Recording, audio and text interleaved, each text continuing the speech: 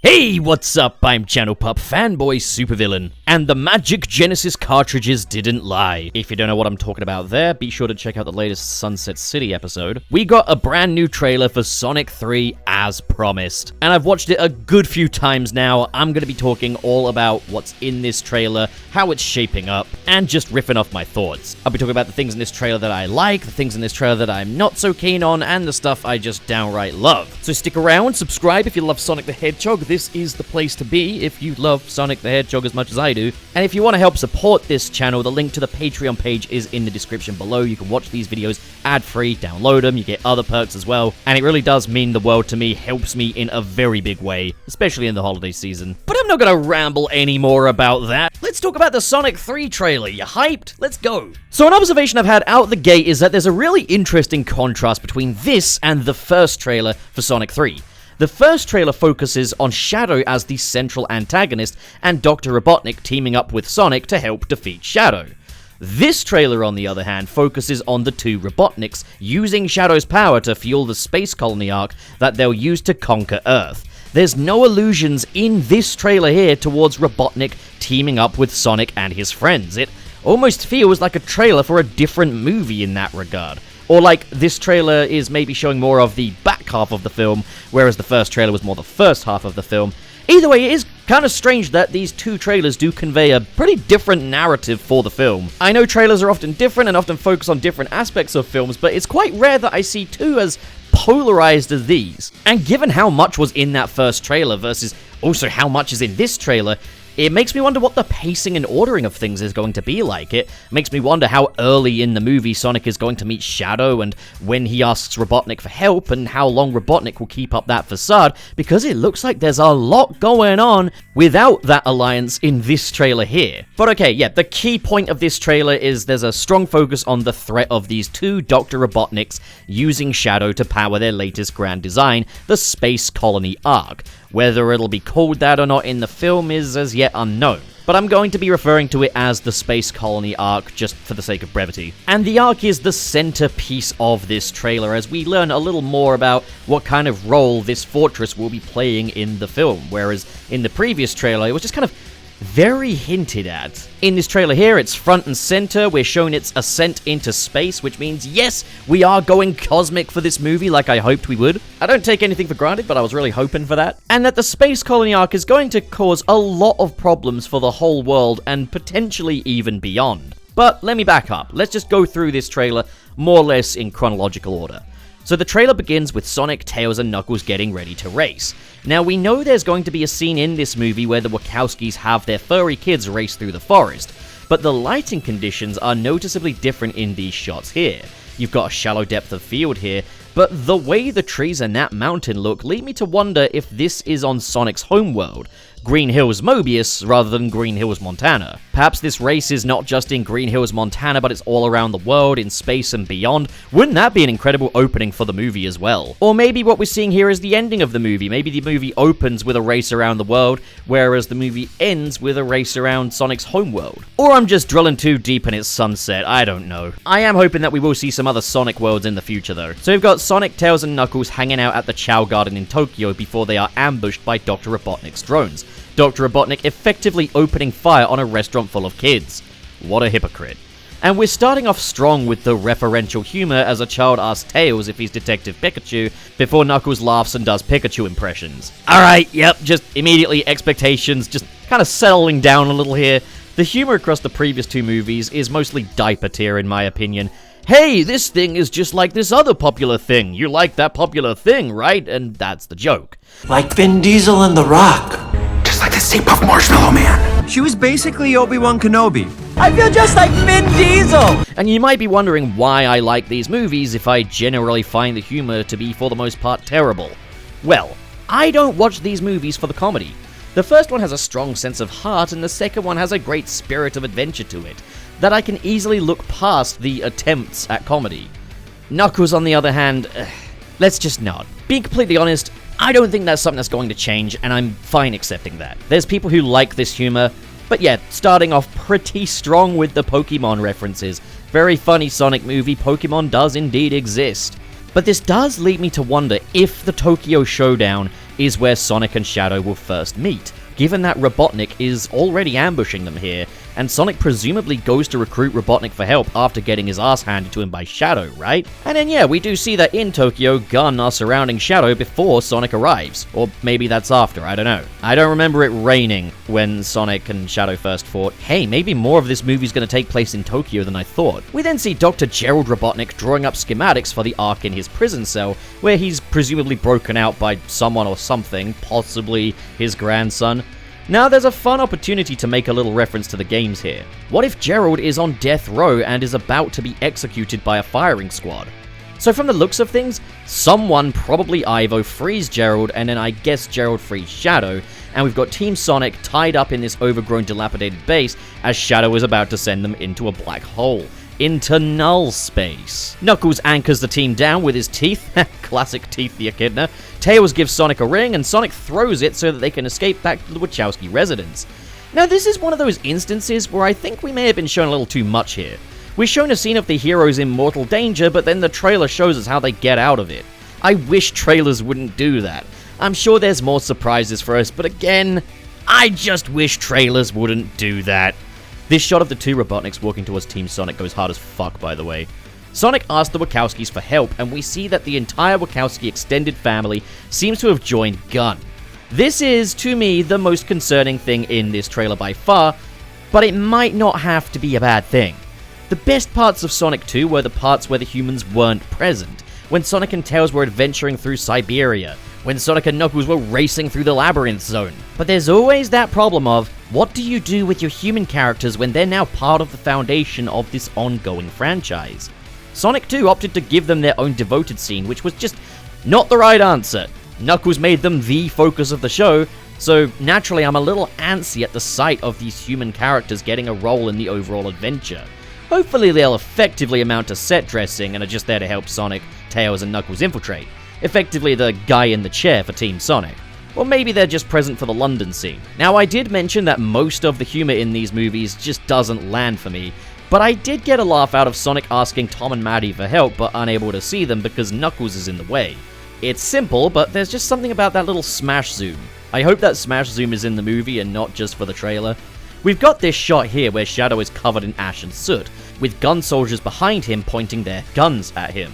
Looking at the lighting conditions and overall context, I would assume that this is from the scene where Maria Robotnik dies, or if not that, just the catalyst for Shadow being all emotionally broken and shit. And then we cut over to where Shadow is at today, running all around the Ark to power it and raise it into the sky. I'm gonna bet there's a joke about Hamster Wheel in there somewhere. We also get a look at Ivo Robotnik and Gerald Robotnik in their new uniforms. Ivo wearing his modern design from the games, and from a distance, under the lighting and grading of the film itself, this costume doesn't look too bad on camera. I did mention how I really don't like the exposed circuitry and piping on the suit. I just don't like how it looks, it just clutters the overall design, and I still stand by that. But from a distance, you can't really see it. But then also you got those two buttons on the bottom of the big coat, and in this case it just looks like someone has smashed two pies on the bottom of Robotnik's jacket. I'd definitely rather have had something maybe more pearlescent and oval-shaped, but his Sonic 2 outfit was his best one. Still, it is just cool to see a game-accurate Robotnik design, and not only that, to see that Gerald gets a white version of this exact outfit. It's kinda cool getting to see Professor Gerald actually get his own supervillain outfit, as opposed to just his usual lab coat. But this is the part where the trailer really, really impressed me. The point where I went, "Oh!" out loud. We see the Eclipse cannon priming itself, and then it shoots at the moon. Holy hell yeah. So blowing up the moon isn't something I was expecting in these movies. Don't know why, I guess I just never considered it. These movies have generally had a smaller scope than the games, maybe that's why I didn't expect this. But the significance of this scene in Sonic Adventure 2 was off the charts. We all joke about pissing on the moon, but really, this scene, this was the point where Dr. Robotnik went from an evil genius who turns animals into robots into a fully fledged big-time threat. We'd seen Robotnik raise the Death Egg twice at this point in the game, and we'd seen him overwhelmed by the power of perfect chaos, but this here was just a demonstration of raw, violent power. This was where it felt real that Dr. Robotnik could actually destroy the world, and to see that they're adapting this scene makes me all kinds of giddy. It's then, of course, underscored by a lame joke about Google Maps from Sonic. Somebody better call Google Maps. These are still Paramount Sonic movies at the end of the day, but still, this is awesome. And we can see a difference in the motivations for Shadow and the Robotniks as well. The Robotniks have a few lines about wanting to rule the world with their new power, but we've got a line where Shadow says, When we're done, there won't be anything left to rule. which is a great line. We've got some flashbacks of Shadow and Maria, which lead me to wonder if Sonic Team and Paramount were working a little more closely together than I previously thought, as we see Shadow and Maria in a field of balloon flowers just like in Dark Beginnings. It's almost the exact same shot, just live action, and of course, from a different angle. In fact, it's a completely different shot. But it's almost the same, damn it! That cuts over to the shot we've seen before of Shadow in his pod with Maria on the other side, which then transitions to the shattered pod with only Shadow on the outside of it. I'm guessing this is as explicit as they'll get with Maria's death, and if that's the case, it's perfectly tasteful. One of the few areas where beauty can be found in restriction, as talented storytellers find ways to convey a tragedy without actually showing it. Dark Beginnings did a really great job with that, and I'm looking forward to seeing what Sonic 3 does. There's a super wholesome shot here of Team Sonic in a cornfield, Knuckles offering Sonic a power bump, but Sonic just going straight in for a hug, showing how the bond between these boys is becoming more mature and more candid. I look forward to seeing what instigates this. That being said, these bonds becoming more tender does seem like the kind of thing that would be instigated by a certain pink, compassionate Hedgehog, but hey, no girls allowed. But then in terms of just sheer awesome sauce, okay. If the Eclipse Cannon blowing up the moon wasn't enough, you've got Shadow on his motorcycle, picking up a gun, showcasing some real love for Shadow 05. I am so glad we are past the point of apologizing for Shadow having vehicles and guns, and that the most high-profile releases are honoring this previously maligned cult classic. We Sonic fans, as a collective, have finally realized that guns and motorcycles are cool.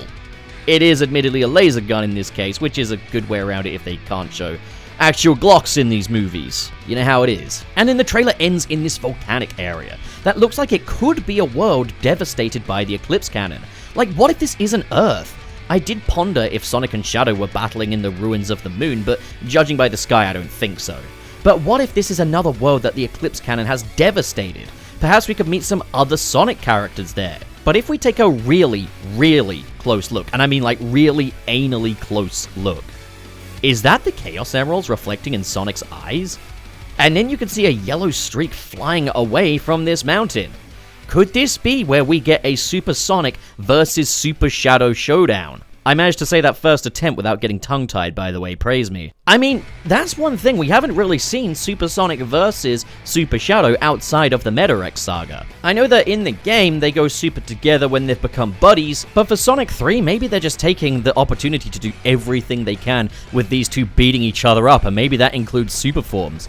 Oh, I'm excited for the action of this movie. Or what if this is actually somewhere on Earth, and the Eclipse Cannon laser has already touched down on Earth, but it's going to be a gradual thing and they can kind of minimize the damage? That could also be incredibly intense. So offering a little relief from all of the intensity after the logo rolls, we've got Ivo in a festive onesie running up to his grandfather who's dressed like Santa. So I'm guessing we're going to get like a little montage or something of Gerald Robotnik making up for lost time with his grandson, which is weirdly wholesome, and I'm sure that Jim Carrey will absolutely eat that. There's just one little thing I forgot to mention, by the way. There's this shot of Team Sonic all running together, which I think is during the race, or maybe as they're setting out for adventure. And Tails now has electric energy coming off of him, but he's also wearing this jetpack, which I'm assuming helps him move faster, so that he can actually keep up with Sonic and Knuckles. Maybe this machine is harnessing the power that he has inside of himself that he otherwise can't use, or perhaps he's found a way to synthesize Sonic's quill power for himself. I don't know. But the fact that jetpack or not, he's got his own lightning energy now tells me that we're gonna see a change in Tails. Okay, so that is the trailer. The number one thing I really wanted to see more than anything else was an uptake in scope. The first trailer looked like a very good sort of remix of Sonic Adventure 2 plot beats, but on a smaller scale, and things looked a bit more grounded to Earth. Here?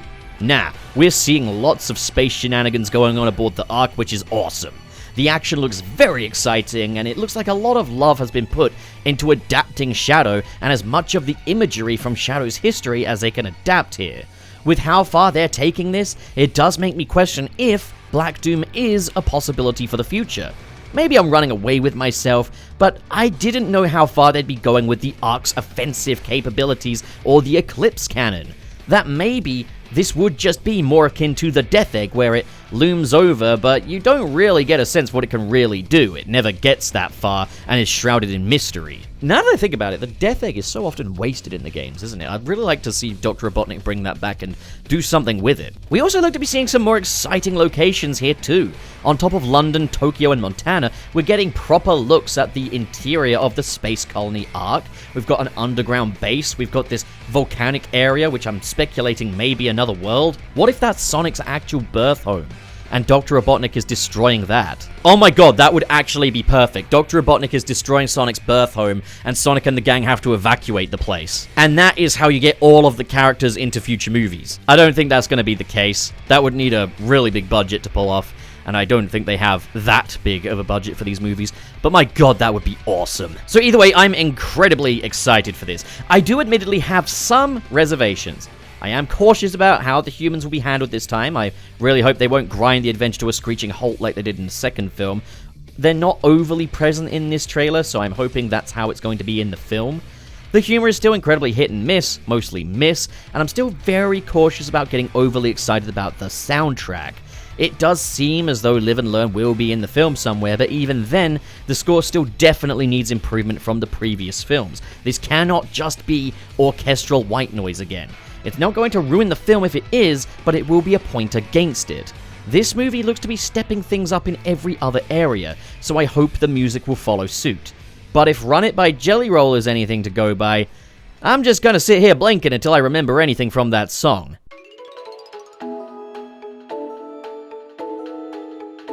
Okay, so for comparison's sake, let's take a couple of lyrics from I Am All of Me for a second. Can you see all of me, walk into my mystery, step inside, and hold on for dear life? Alright, goes kinda hard. Let's see what Run It from Sonic 3's got. Do a little two-step, do-si-do. I mean, it's a fine song in isolation, but really?